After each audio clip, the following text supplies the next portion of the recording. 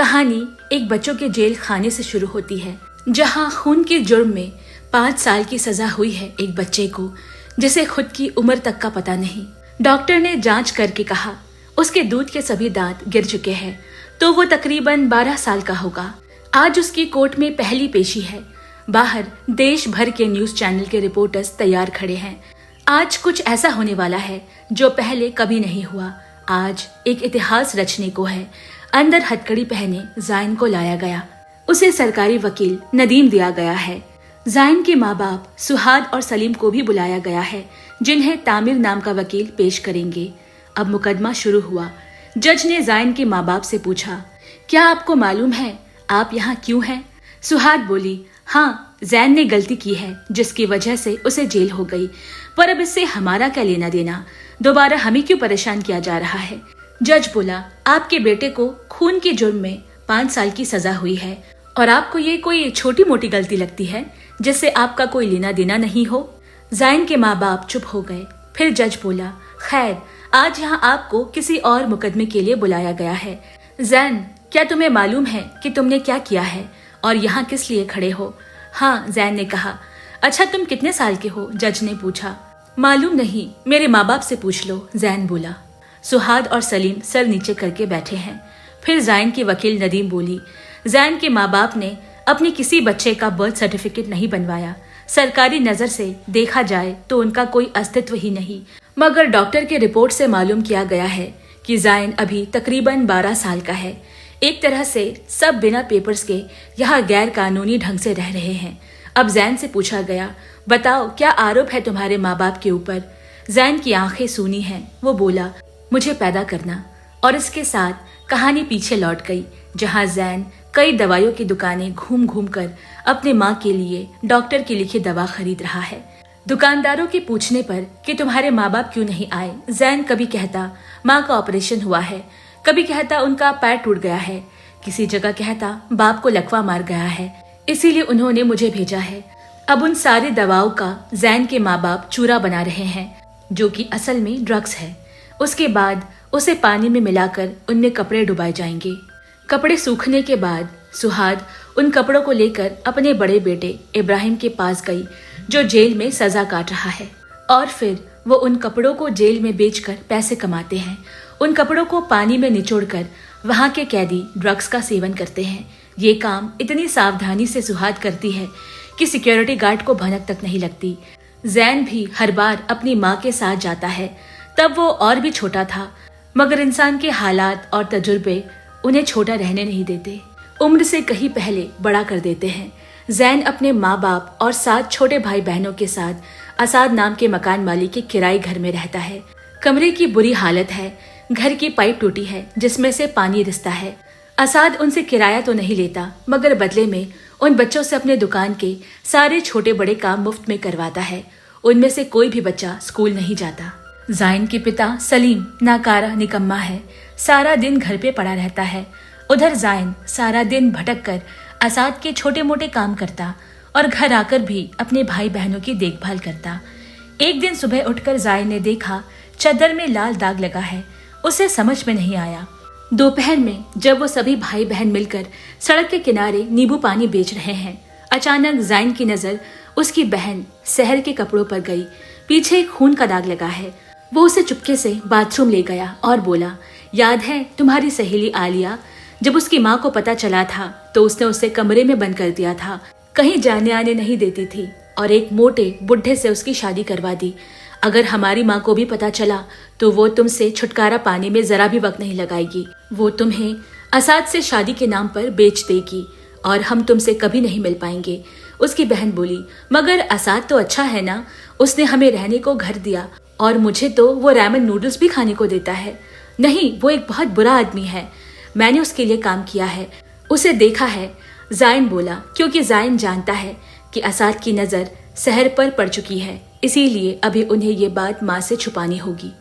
उसने उसके दाग लगे कपड़ों को धोकर दिए और अपनी बनियान उतार कर उसे अंदर इस तरफ लपेट कर रखने को कहा।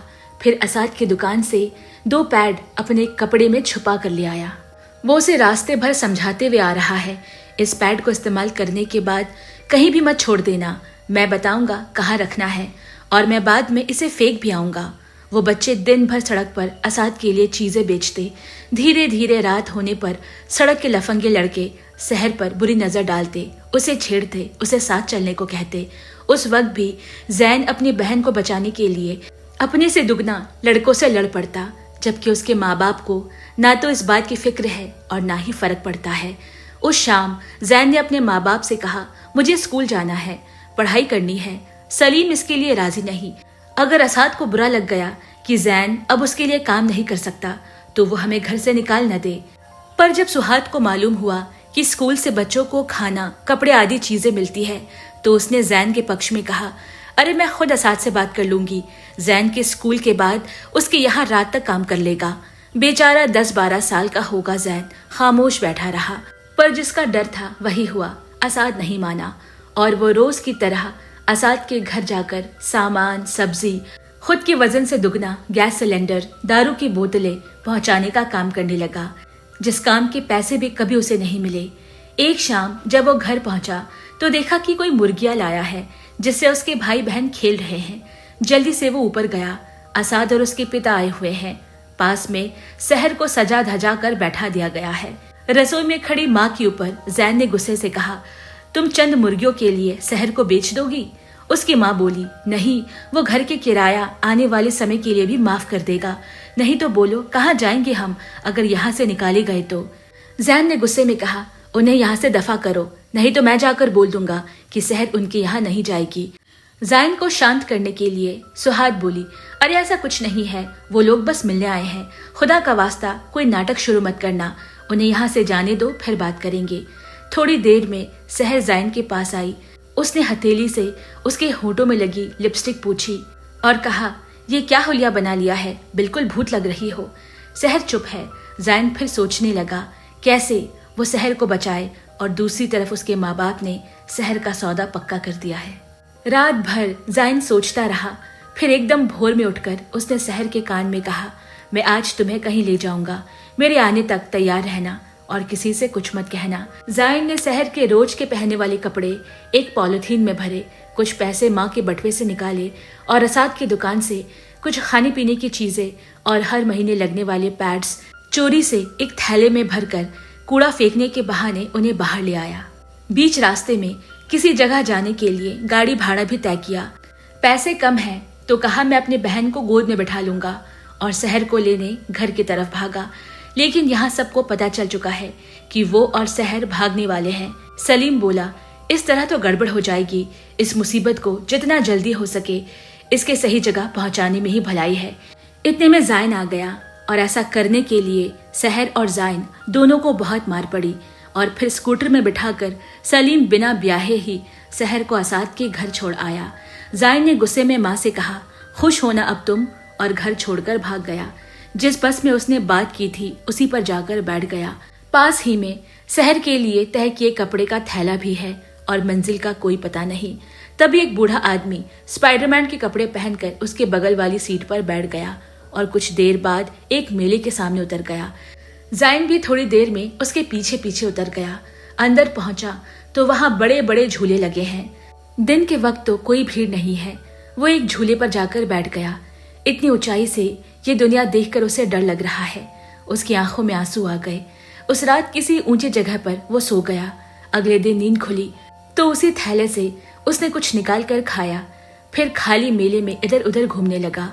ऊपर एक रेस्टोरेंट में शीशा साफ करते हुए तिगिस नाम की लड़की उसे काफी देर से देख रही है और मन ही मन मुस्कुरा रही है। थोड़ी देर बाद जैन ऊपर आया और यहाँ के मालिक का पूछने लगा, मुझे काम चाहिए, पर तिगिस ने उसे चाय बिस्किट खाने को दिया। वहां से निकलकर जैन जगह जगह जाकर काम मांगने लगा। भूख लगी है पर पैसे भी खत्म हो गए हैं। फिर एक खाने की दुकान पर रुककर कांच के अंदर सजी खाने पीने की चीजों को निहार रहा है। शाम को फिर ऊपर से तिगिस ने उसे देखा। लगता है किसी ने काम पर नहीं रखा। तिगिस शाम के वक्त पब्लिक बाथरूम में बैठी लोगों को टिश्यू देने में मदद कर रही है और सबको बता रही है कि आखिरी वाला एक टॉयलेट खराब है, मगर वो खराब नहीं है, उसमें उसके कुछ महीनों का बच्चा सोया हुआ है। वो उसे यहाँ छुपा कर काम करती है क्योंकि घर पर कोई देख रेख के लिए नहीं है, और फिर घर जाते वक्त बैग में छुपा कर ले जाती है। उस दिन जाते वक्त जाइन पीछे पीछे आया और उसे कुछ खाने को मांगने लगा। बहुत भूख लगी है उसे। थोड़ी देर सोचने के बाद वो जाइन को अपने साथ घर ले आए। जाइन को अब से उसके बच्चे का घर पर ही रहकर ख्याल रखना होगा। तिगिस दरअसल गैर कानूनी ढंग से नकली पेपर्स की बदौलत यहाँ रह रही है। वो वहाँ काम करने वाली जगह पर किसी महिला से कह रही है, मेरे नकली नागरिकता के कागजात कुछ ही दिनों में एक्सपायर हो जाएंगे।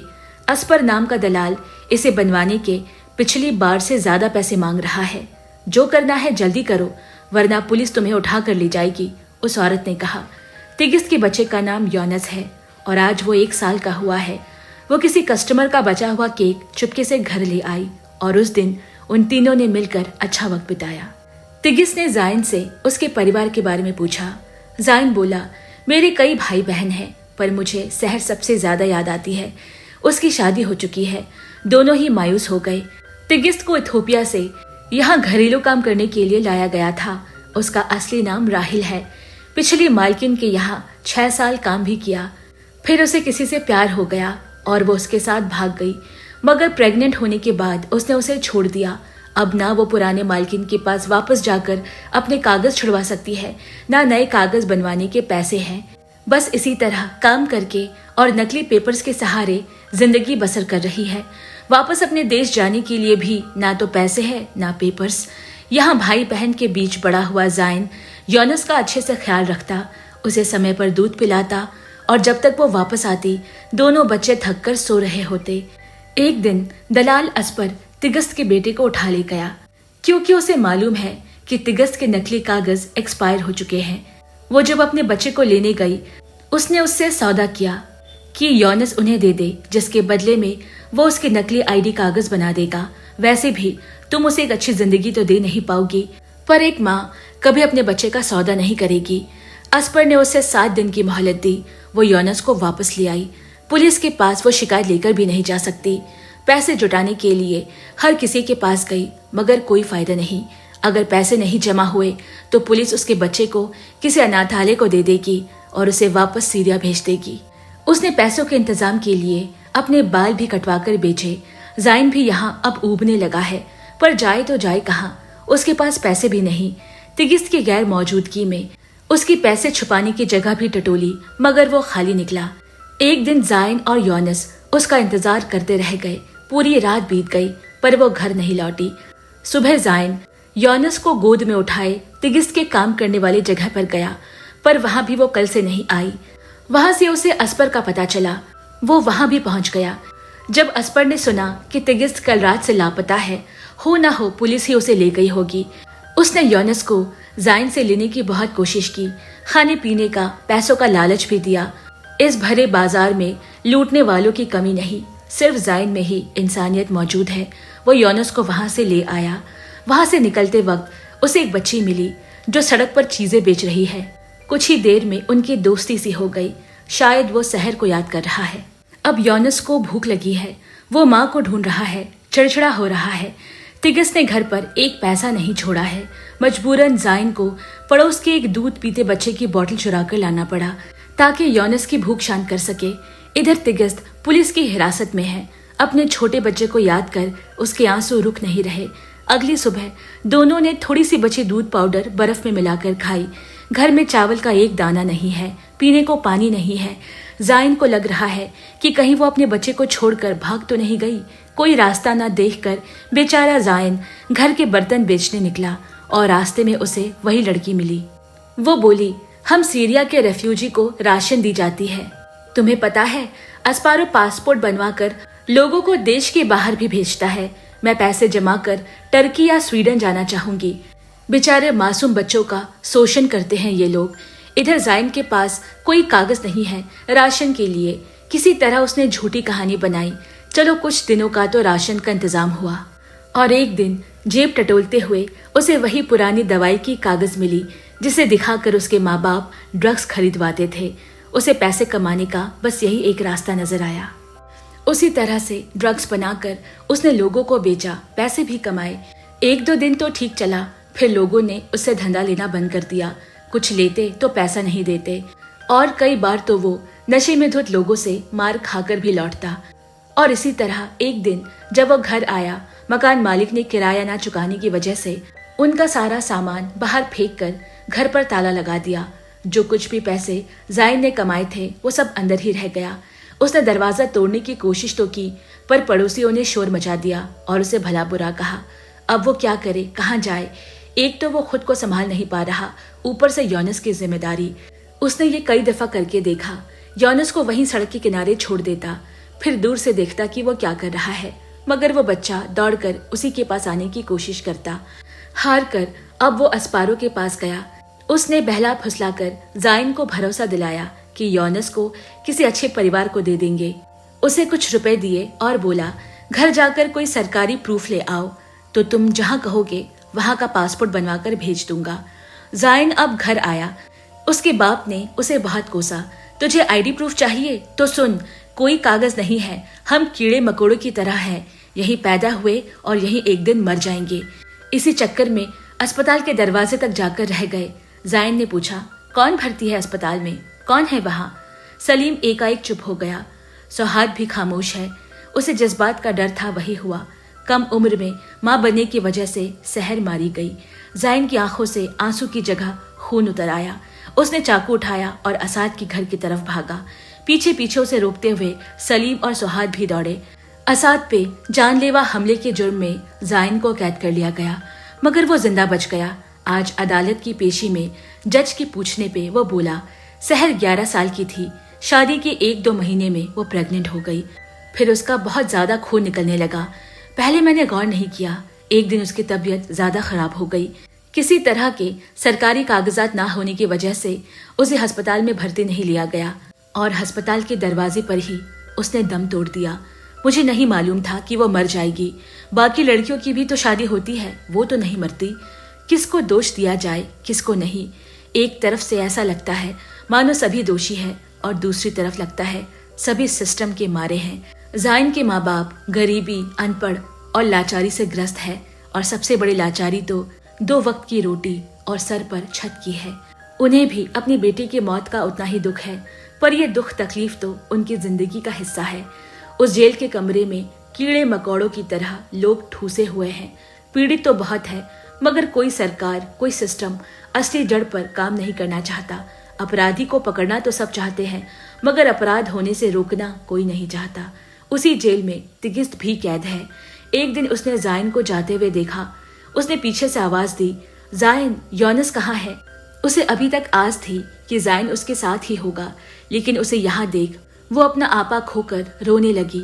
जाइन ने पुलिस को अस्पारो का पता दे दिया, जहाँ योनस मिलेगा। वो क्या धंधा करता है सब बता दिया। उसे हिरासत में ले लिया गया। उसके अड्डे से ढेरों लोग मिले, जिन्हें गैरकानूनी ढंग से अस्पारो दूसरे देश में बेचता है और जिनकी तस्करी करके वो पैसा कमाता है। योनस भी उन्हें वही मिला। उसे तिगिस्त को लौटा दिया गया और उसके देश इथोपिया भेज दिया गया। एक दिन जाइन की माँ उससे मिलने जेल आई। मुझे भी दुख है शहर के जाने का, मैं उसकी माँ हूँ, पर देखो भगवान ने हमें एक और बच्चे से नवाजा है। तुम्हारी जेल की सजा खत्म होते होते वो चलने बोलने लगेगा। मैंने तय किया है कि लड़की हुई तो उसका नाम सहर रखूंगी। जाइन के सब्र का बांध टूट गया। वो अपने माँ बाप से, इस जिंदगी से इस कदर खफा है कि उनसे बात तक करना उसे फिजूल लगता है। उस दिन उसने जेल में लगी टीवी पे एक शो देखा, जहाँ बच्चे अपनी आप बीती बता रहे हैं और उनके जुल्म की सुनवाई होती है। एक कहानी जो जाइन की है, उसमें वो हीरो बनते तो नजर नहीं आ रहा, पर वो विलन भी तो नहीं है। उसकी कोई सुन नहीं रहा, कहीं से कोई रोशनी नहीं दिख रही। तो उसने टीवी पे दिए नंबर पर लाइव शो पर फोन किया। मैं जाइन अलहाज हूँ, जेल से बोल रहा हूँ। मैं अपने माँ बाप के खिलाफ मुकदमा दर्ज करना चाहता हूँ। जेल के अंदर के साथ साथ बाहर की दुनिया भी इस खबर से हिल गई। रिपोर्टर्स ने कहा, हाँ बोलो, हम तुम्हारे लिए क्या कर सकते हैं? जाइन बोला, मैं चाहता हूँ कि सभी बड़े मेरी बात ध्यान से सुने। अगर वो बच्चों को पाल नहीं सकते, उन्हें अच्छी जिंदगी नहीं दे सकते, तो उन्हें पैदा करने का भी कोई हक नहीं। मैं क्या सुनते और देखते हुए बड़ा हो रहा हूँ कि लोग मुझे गाली देते हैं। मुझे नाम से नहीं गाली से बुलाया जाता है, मार खाता हूँ। कहते हैं कि मेरी औकात उनके जूते जितनी भी नहीं है। मैं उनके लिए घर के बाहर जूते चप्पल पोंछने वाला पायदान हूँ। मैं नरक में जी रहा हूँ। मेरा दिमाग और शरीर सड़ रहा है। जिंदगी सबके लिए बराबर नहीं होती। मैं भी बड़ा होकर अच्छा इंसान बनना चाहता हूँ, लोगों से अपने बारे में अच्छा सुनना चाहता हूँ, मगर ना मेरी किस्मत को और ना ही भगवान को ये मंजूर है। और तब जाकर सरकार की तरफ से नदीन को जायन का केस लड़ने के लिए दिया गया। अब कहानी वहां पर आ जाती है जहां से शुरू हुई थी। जायन ने कहा, मेरी माँ के पेट में जो बच्चा पल रहा है, कल वो मेरी ही तरह बनेगा। मैं चाहता हूँ कि मेरे माँ बाप और बच्चे पैदा ना करें। अदालत में मौजूद सभी लोग खामोश खड़े हैं। इस बच्चे ने आज जिस दर्द और खामोशी से जो बात कही है, उसने सबके दिल को निचोड़ दिया है। क्योंकि सच ऐसी चीज है जिसे किसी को पूरा करने की जरूरत नहीं, किसी कहानी की जरूरत नहीं। सच अपने आप में पूरा होता है। जहाँ सच खड़ा हो, चाहे वो किसी के भी मुंह से निकले, सारी बातें, मजबूरी, कानून दब जाते हैं। जायन की सजा कम कर दी गई। उसने अपनी हिम्मत से पूरे आवाम को मजबूर कर दिया कि उसे एक पहचान दिया जाए, और उसे अपना पहचान पत्र मिला। बड़े मुद्दतों के बाद आज वो मुस्कुराया, और ये मार्मिक कहानी यहीं पर खत्म होती है। दोस्तों, मुझे मालूम है कि इस कहानी ने भी आपको अंदर तक हिला दिया होगा। अपने जज्बातों को कमेंट में शेयर करें। कहानी पसंद आई हो तो वीडियो को लाइक करें, दोस्तों और परिवारों में शेयर करें, और हाँ, हमें सब्सक्राइब करना ना भूलें। इससे हमें रोज एक नई कहानी लाने का हौसला मिलता है। जल्द मिलते हैं, तब तक के लिए मैं आप सभी से विदा लेती हूँ। Bye bye and take care.